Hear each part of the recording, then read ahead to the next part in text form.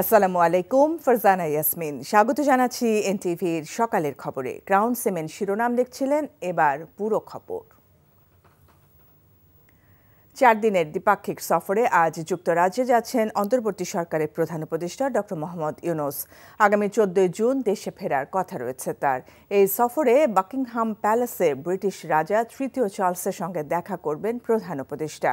12 June তিনি রাজা চার্লসের হাত থেকে গ্রহণ করবেন কিংস চার্লস হারমোনি অ্যাওয়ার্ড।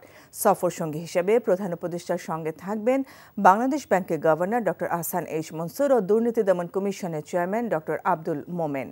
দুই দেশের সম্পর্ককে নতুন করে পুনরুজ্জীবিত এবং অর্থনীতি, বাণিজ্য ও বিনিয়োগের ক্ষেত্রে আরও ঘনিষ্ঠ সহযোগিতা গড়ার লক্ষ্যে এই সফরে যাচ্ছেন প্রধান উপদেষ্টা। ব্রিটিশ প্রধানমন্ত্রী কিয়ার স্টারমারের সঙ্গেও তার দ্বিপক্ষীয় বৈঠক হবে। চিকিৎসা শেষে দেশে ফিরেছেন আওয়ামী লীগ সরকারের সাবেক রাষ্ট্রপতি আব্দুল হামিদ। রোববার দিবাগত রাত 1:30টায় থাই এয়ারওয়েজের একটি ফ্লাইটে তিনি ঢাকায় আসেন। এ সময় ফ্লাইট থেকে হুইল চেয়ার দিয়ে তাকে নামিয়ে আনা হয়। হযরত শাহজালাল আন্তর্জাতিক বিমানবন্দরে অবতরণের পর রাত 1:45 তিনি ইমিগ্রেশন কাউন্টারে যান। রাত 2:45টার সময় তার ইমিগ্রেশন সম্পন্ন হয়।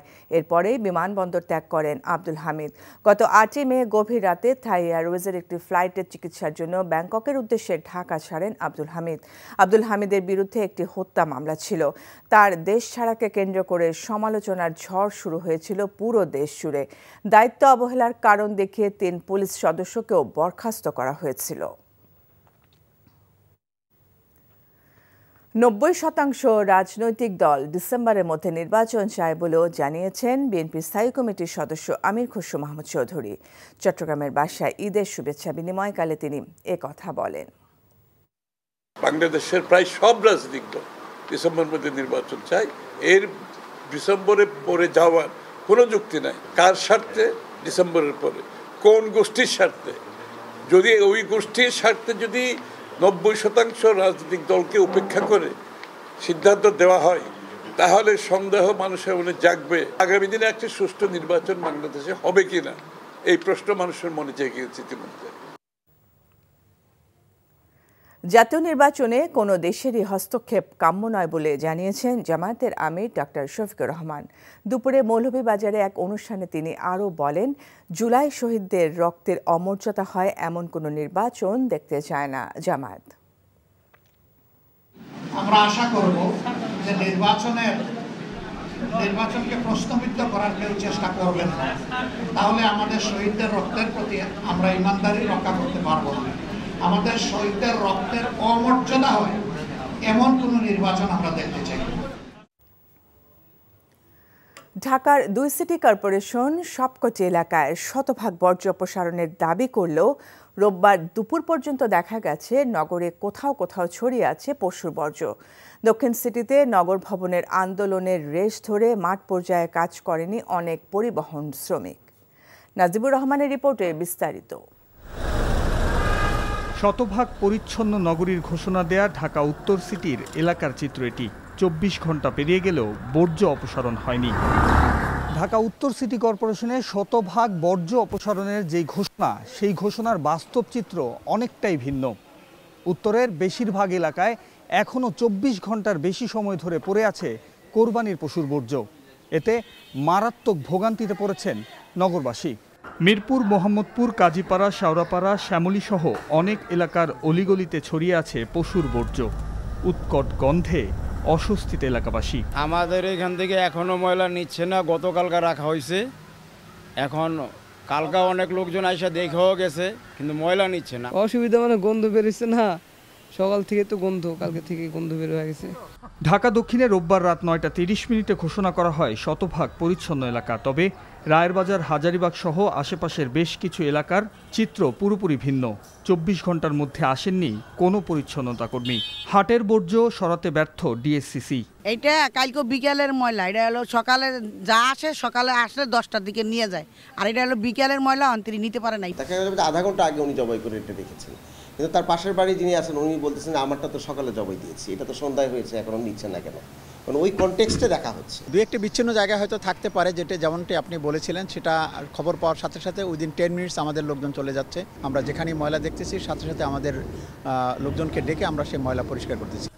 12 ঘন্টার মধ্যে প্রথম দিনের বর্জ্য অপসারণের আশ্বাস দিয়েছিল ঢাকার 2 সিটি কর্পোরেশন।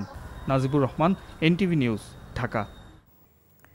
এদিকে গতরাতে পুরান ঢাকায় চামড়ার আড়ত পরিদর্শন শেষে বাণিজ্য উপদেষ্টা শেখ বশির উদ্দিন অভিযোগ করেছেন, ভুল তথ্য ছড়িয়ে চামড়ার বাজার অস্থিতিশীল করার চেষ্টা করছে একটি চক্র।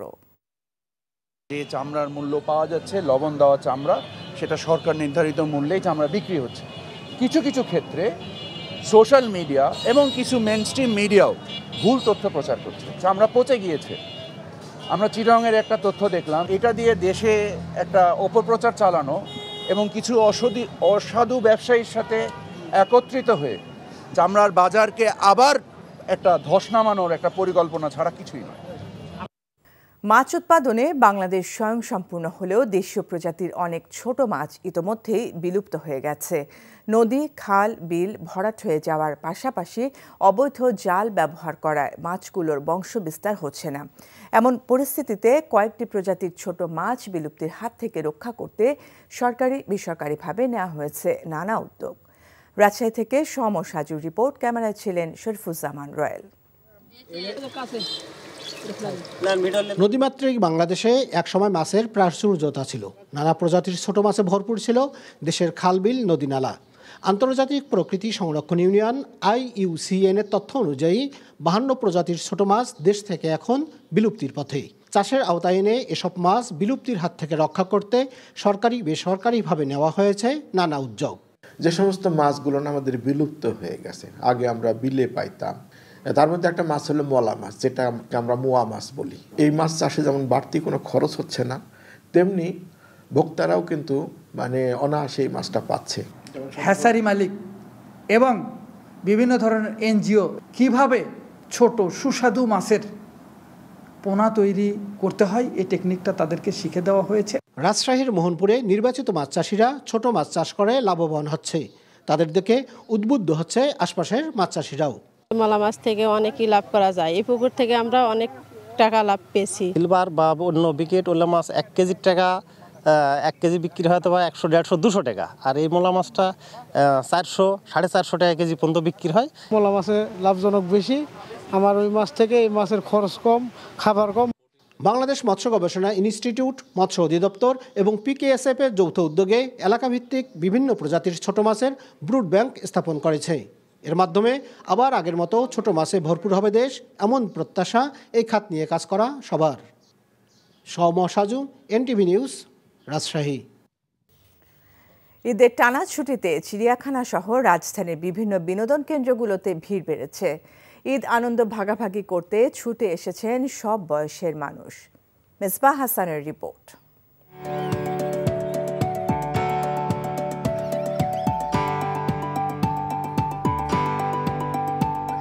বইয়ের পাতায় দেখা বাঘ, সিংহ আর বানরের ছোটাছুটি দেখে আনন্দে উচ্ছ্বাসিত শিশুরা।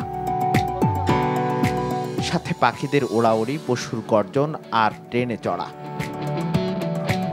শহরের বন্দি জীবন পেছনে ফেলে হঠাৎ যেন মুক্তির আনন্দে ভাসছে এই শিশুরা। চিড়িয়াখানার শিশু পার্কে ঘুরতেছি, খুব ভালো লাগছে।